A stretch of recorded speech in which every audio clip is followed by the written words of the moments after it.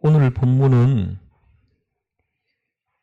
예수님과 율법가의 관계가 뭔지를 밝혀주는 아주 중요한 본문입니다. 다시 말하면 구약과 신약의 관계, 그리고 성도들과 율법의 관계가 어떤 거냐 하는 것입니다. 오늘 이 본문을 이해하지 못해서 잘못된 신앙생활을 하는 분들이 굉장히 많습니다. 그러나 오늘 본문을 잘 이해하시면 우리의 신앙에 크게 유익이 있을 줄로 믿습니다. 그래서 오늘 본문은 신약과 구약의 관계, 율법과 신약의 관계, 여기에 대하여 아주 중요한 개념이기 때문에 여러분 좀 어렵더라도 정신을 집중해서 들어주시기를 바랍니다. 자, 여러분, 제가 질문을 하나 해보겠습니다. 우리가 예수님을 구주로 믿고 구원을 받았죠? 믿으십니까? 예수님을 주로 영접하고 예수님을 나의 구주로 믿고 입으로 시인함으로 우리는 구원을 받았습니다. 믿음으로 구원을 받은 것입니다. 그러면 이제 우리에게는 율법이 필요 없을까요? 율법이 계속 필요할까요? 이걸 물어보는 겁니다. 우리는 율법을 지킬 필요가 있습니까? 없습니까? 구약의 율법을, 그 율법의 핵심을 지켜야 하느냐? 우리 믿음으로 구원을 받았다고 하잖아요. 그러면 이 율법이 더 이상 나에게 필요하느냐? 안 지켜도 되지 않겠느냐? 여러분, 오늘의 배경은 이렇습니다. 예수님이 하나님의 말씀을 전할 때 사람들은 아주 굉장히 놀랐습니다. 왜냐하면 당시의 유대교 지도자들인 서기관과 바리새인들, 이분들이 전하는 하나님의 말씀하고는 예수님이 전해주는 말씀은 완전히 달랐기 때문입니다. 똑같은 하나님의 말씀을 가지고 전해주는데, 가르쳐주는데 예수님이 가르쳐주는 거하고 서기관과 바리새인들이 가르쳐주는 거하고 너무나 다른 거예요.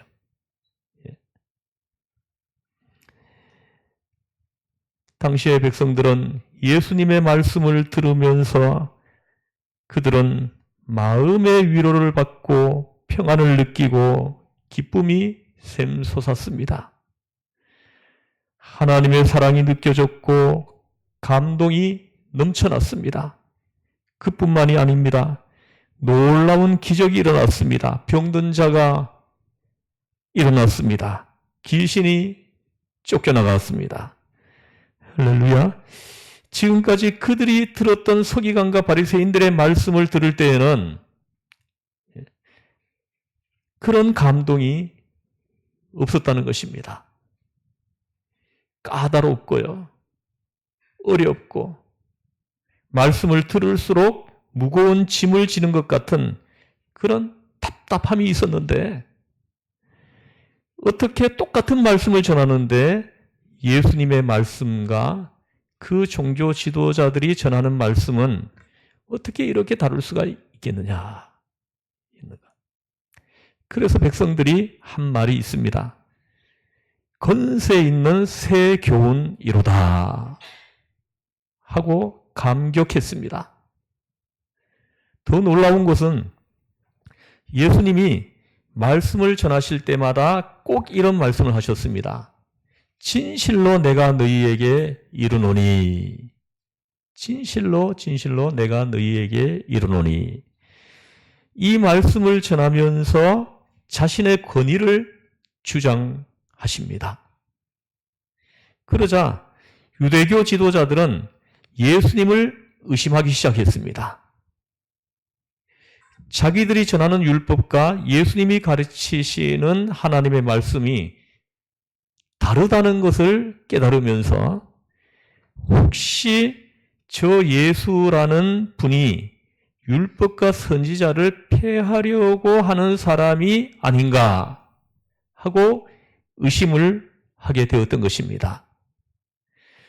그래서 박해를 하기 시작한 것입니다. 비난하고 돌을 던지고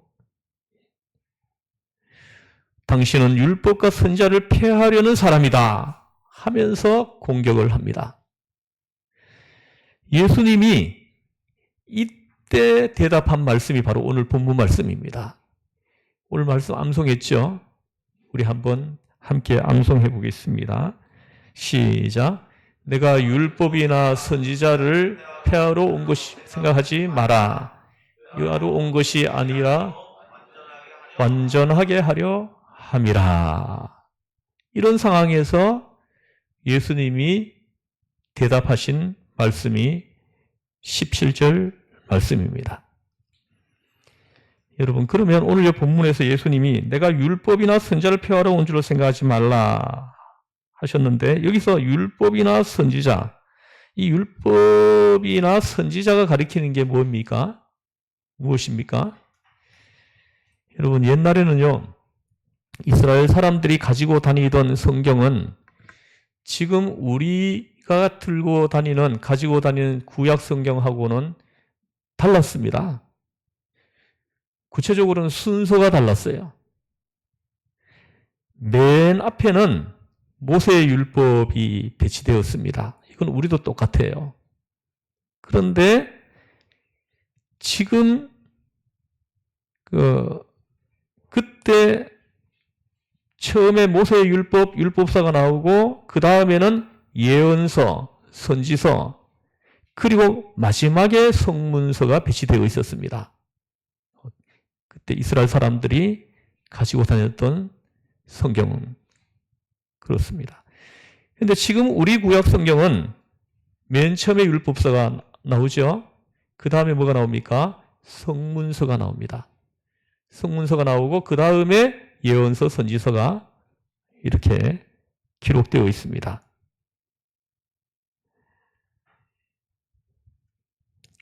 지금 우리의 구약은 시간적으로 배열을 했기 때문에 그런 차이가 있는 것입니다. 율법을 과거에, 성문서를 오늘에, 예언서를 미래에, 미래라고 하는 과거, 현재, 미래라고 하는 시간 개념을 가지고 구약 성경의 편집 순서를 바꾸어 놓은 것입니다. 그런데 이스라엘 사람들에게는 구약 성경이라는 것이 없죠. 우리에게만 있는 거예요. 왜입니까? 구약이라고 하는 것은 신약 성경이 있을 때 구약 성경 이렇게 구별해서 부르는 거지, 신약 성경이 없을 때 그들에게는 없죠. 그러면은 구약도 없는 겁니다. 다만 그들에게는 성경일 뿐입니다. 성경의 구조가 율법서, 선지서, 성문서로 되어 있기 때문에 앞에 두 단어를 따가지고 오늘 예수님이 율법과 선지자, 그러면 뭘 가리키는 거예요? 성경을 가리키는 겁니다. 그러니까 예수님이 이렇게 대답한 것입니다. 나는 성경, 하나님의 말씀을 폐하려 하는 것이 아니다. 완전하게 하려고 온 것이다. 이렇게 말씀하시는 겁니다. 자, 예수님과 성경, 예수님과 율법의 관계가 이런 것입니다. 폐하러 온 것이 아니고 완성시키려고 왔다고 말씀하시는 겁니다. 그러면서 예수님의 하시고자 하시는 말씀이 무엇입니까? 오히려 율법을 폐하는 자들은 내가 아니고 너희들이다 하는 겁니다. 너희가 율법을 폐하고 있다고 말을 하는 겁니다. 여기서 우리가 볼 수 있는 것은 예수님의 율법 개념과 유대 지도자들의 율법 개념이 다르다는 것입니다. 그러니까 똑같은 말씀을 놓고 해석이 달라질 수밖에 없는 거예요. 예수님의 해석을 놓고 율법을 폐하는 것이라고 공격을 한 이유가 여기에 있는 것입니다. 자, 그렇다면 이제 유대의 지도자들은 예수님이 보실 때 어떻게 그들은 율법을 폐했느냐 하는 것입니다. 자, 여러분, 율법이 무엇입니까? 여러분, 율법을 쉽게 말하면 하나님이 우리에게, 인간에게 보여주신 하나님 아버지의 뜻입니다. 하나님이 그 율법을 통해 가지고 하나님 아버지께서 우리를 향해서 바라시는 소원이 이 율법에 들어있는 것입니다. 그런데 이 율법이 엄청나게 광대하죠. 이 율법을, 이 구약 성경 전체가 율법이라고 볼 수 있는데, 근데 이 율법을 전체를 압축하고 또 압축하면은 뭘로 요약이 되겠습니까? 십계명입니다. 십계명으로 압축되는 겁니다.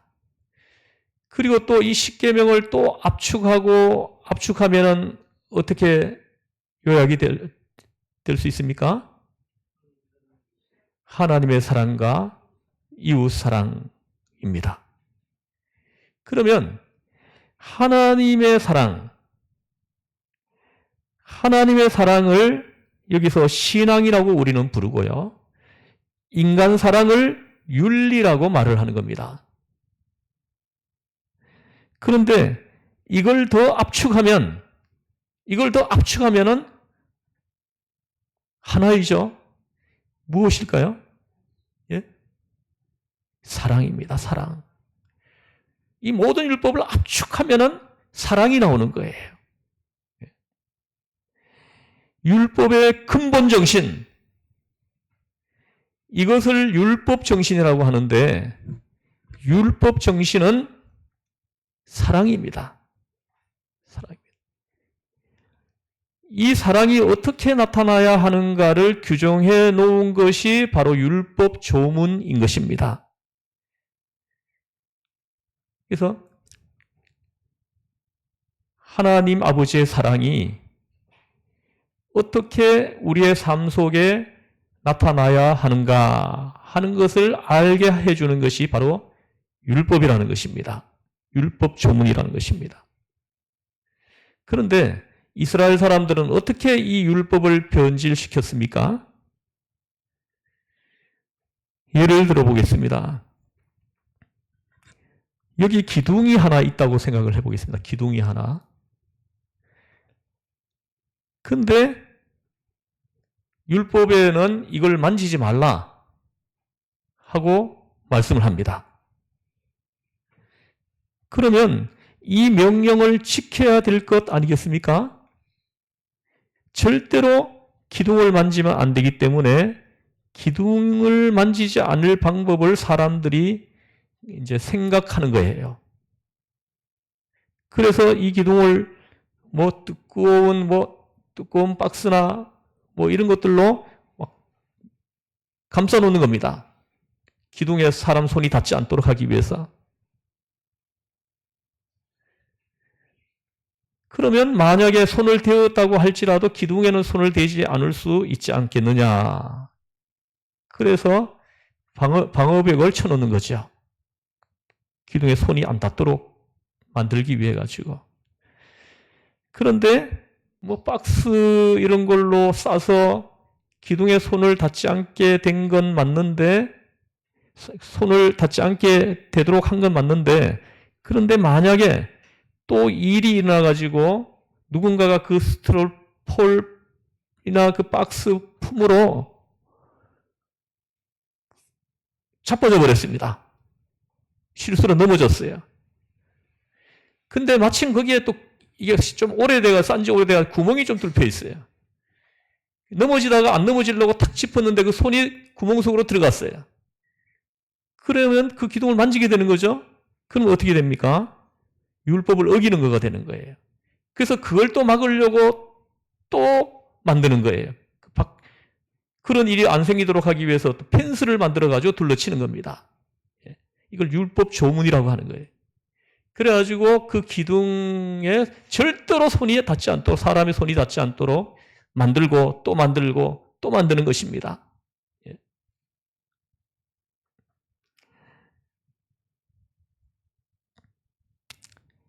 그런데 그것도 혹시 또 뚫릴 수 있으니까 더 안전한 방법을 자꾸 만들다 보니까 나중에는 어떻게 되었느냐. 통과할 길이 없어진 거예요. 자꾸 이렇게 싸지니까.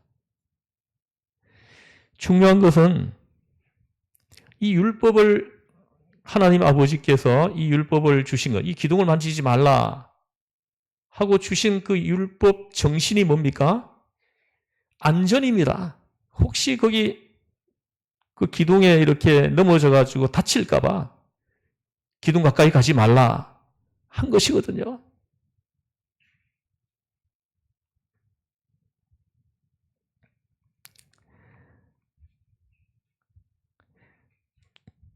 사랑하는 성도 여러분, 중요한 것은 이 기둥을 왜 만지지 말라고 했는가? 그 율법 정신을 이해하면 되는 건데 그걸 지키면 되는 건데 부딪히지 말라는 것은 다치지 않도록 안전을 위한 것이었는데 그 의미는 어느 순간에 어디론가 없어져 버리고 손대지 말라는 규정에만 집착하다 보니까 사람이 다닐 통로도 없어져 버렸어요.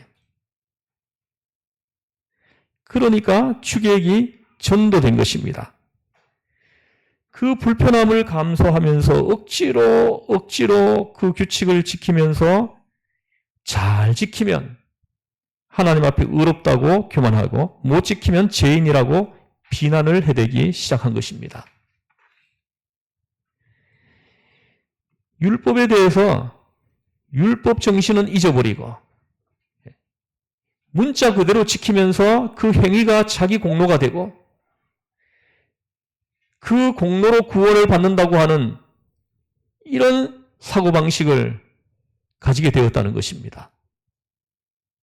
그걸 가리켜가지고 뭐라고 부릅니까? 바로 율법주의라고 합니다. 율법주의. 자, 그러니까 여러분, 율법을 놓고 예수님은 율법 정신으로 율법을 바라본 거예요. 앞에 율법이 있습니다. 살인하지 말라, 간음하지 말라, 도둑질하지 말라, 율법이 있습니다. 예수님께서는 이 율법 정신을 가지고 바라보시는 거예요. 그러니까 율법 정신에 근거해가지고 해석하는 거죠. 이제 뒤에 이제 다다음 주에 이제 설교에 이거 다루시겠지만은 유대교 지도자들은 율법주의를 가지고 율법을 바라보고 있었던 거예요. 그래서 같은 것을 바라보는 관점이 완전히 달라진 것입니다. 물론 이 유대 지도자들도 시작을 할 때는 맨 처음에 율법을 지키자고 시작을 할 때는 하나님의 계명을 잘 지키고 싶은 마음으로 했을 것입니다. 그것을 위해서 수많은 규칙들을 만들어낸 것이고 그래서 십계명을 잘 지키기 위해서 만들어낸 부속 계명이 십계명이 10개잖아요. 이 10개의 십계명을 잘 지키기 위해 가지고 계속 부속 계명들을 만들어낸 거예요. 그래서 안식일법 하나만 해도 48개 부속 계명을 만들었습니다. 그리고 여러분 보세요. 그 부속 계명이 10계명을 가지고 저들이 만들어낸 부속 계명이 총 몇 개인지 아십니까? 613개라고 합니다. 613개. 그 십계명을 잘 지키려고 그들이 계속 만들고 또 만들고 또 만든 이 부속 계명들이 613개나 있다는 거예요. 제가 이스라엘 갔을 때도 안식일 날은 엘리베이터도 이렇게 버튼을 누르면 안 되거든요. 버튼을 누르는 걸 일을 하는 것으로 해가지고 버튼도 못 누르게 했어요. 그래가지고 호텔 같은 데서는 어떻게 하냐. 엘리베이터 한 개는 모든 층에서 계속 서고 문이 열리고 계속 그렇게 해놨습니다. 그래서 버튼을 안 눌려도 엘리베이터를 타고 원하는 층에 갈 수 있도록 그렇게 해놨더라고요. 또 뭡니까? 가정에서 가스불을 켜가지고 조리를 하잖아요. 근데 가스불을 켜놓고 조리를 하다가 깜빡하고는 안식일 저녁 진입하는 6시가 된 거예요. 6시 1분이 된 겁니다. 그런데 깜빡하고 이 불을 안 껐습니다. 어떻게 됩니까? 끌 수가 없는 거예요. 계속 켜놔야 되는 거죠. 그래서 또 부속 계명을 만든 것이 뭐냐 하면은 우리는 끌 수 없지만 이방인들은 끌 수 있다. 해가지고 주변에 사는 이방인을 데리고 와서 그 가스불 좀 꺼달라고 해가지고 이방인들이 와서 불을 꺼주고 이렇게 지금도 그런다는 거예요. 전통 유대주의자들은. 율법 정신을 잃어버리고 율법 조문에 율법주의자가 되면서 생겨나는 현상입니다.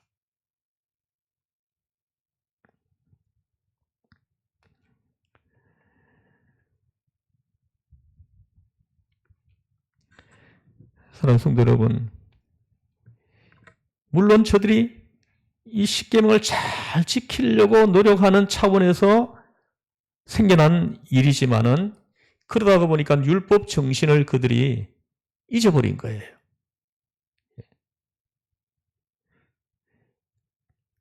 그들이 만든 부속 계명들, 이 모든 것을 다 율법이라고 불렀습니다. 율법이라고 그들은 말을 했어요. 그러니까 율법은 끝없이 항목이 많아지고 복잡해지기 시작했고 결국 그 조항이 너무 많아가지고 다 기억하는 사람이 한 사람도 없을 정도가 돼버린 거예요.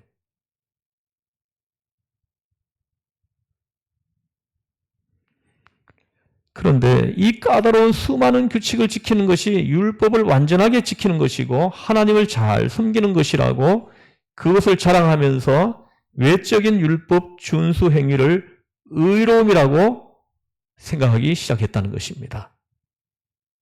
그러니까 유대인들이 생각하는 의는 뭐냐?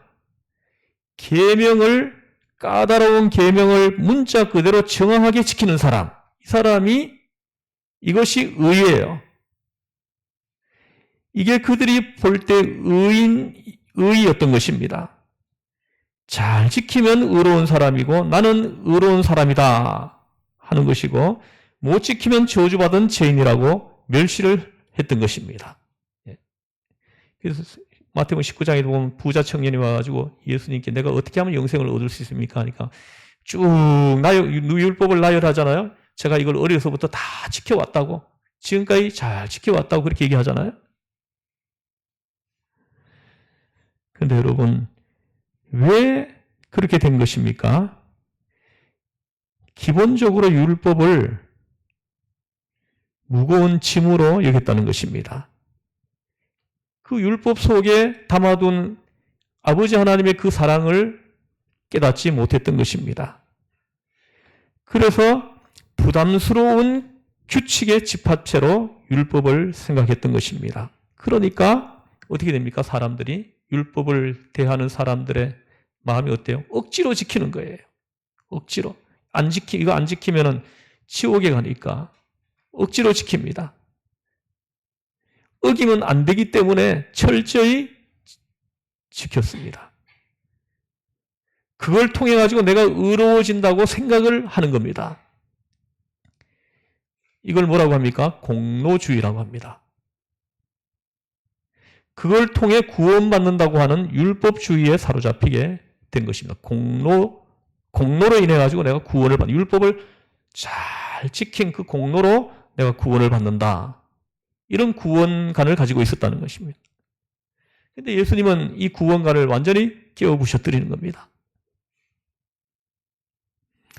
그런데 여러분, 참 묘한 것은 진정으로 율법을 잘 지키려고 몸부림을 치다가 보면은 어떤 고백을 하게 되어 있습니까? 여러분도 이 성경 말씀을 그대로 따라 살려고 막 몸부림 쳐본 적 있죠? 그럴 때 여러분에게 저절로 나오는 탄식이 뭐예요? 탄식이 뭡니까? 내 힘으로는 다 지킬 수 없습니다. 내 힘으로는 다 지킬 수 없습니다. 이 고백이에요.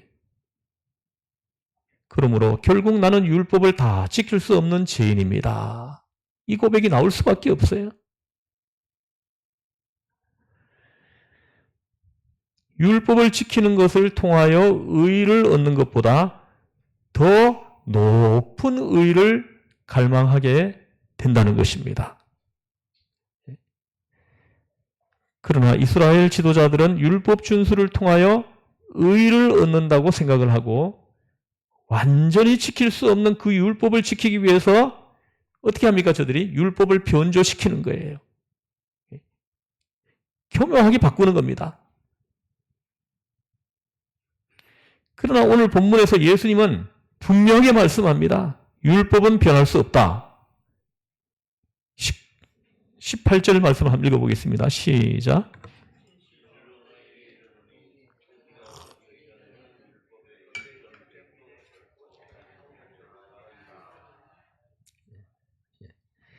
저들은 율법을 교묘하게 변조시켜. 근데 예수님은 율법이 천지가 없어지기 전에는 율법의 1.1획도 결코 없어지지 아니하고 다 이루리라.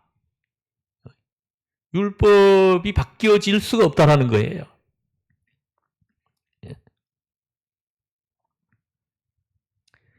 왜입니까?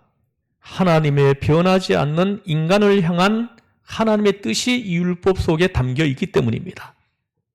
변질될 수가 없는 거예요. 그 또 하나는 보면은 19절을 한번 읽어보겠습니다. 시작. 그러므로 누구든지 이 계명 중에 지극히 작은 것 하나라도 버리고 또 그같이 사람을 가르치는 자는 천국에서 지극히 작다 일컬음을 받을 것이요 누구든지 이 일을 행하며 가르치는 자는 천국에서 크다 일컬음을 받으리라. 아멘. 보십시오. 율법이 왜 없어질 수 없느냐? 그 이유를 지금 말씀하시는 겁니다. 율법을 어떻게 순종했느냐에 따라 가지고 우리의 심판이 결정된다라는 것을 말씀합니다. 상급과 벌이 결정된다라는 것을 우리한테 말씀하시는 겁니다. 여러분, 율법을 지킴으로 구원받는 것이 아닙니다. 그런데 구원받은 자가 율법을 어떻게 잘 지켰느냐에 따라 가지고 상급이 결정되는 것이다 하는 것을 우리한테 깨닫게 하는 것입니다. 율법은 없어질 수가 없는가라는 것을 못을 박아버리는 거예요. 것입니다. 자, 그러면서 예수님이 말씀하시는 결론의 말씀이 20절 말씀입니다. 그래서 이 20절 말씀은 다음 주에 설교를 계속 이어서 하겠습니다. 우리 기도하시겠습니다. 하나님 아버지,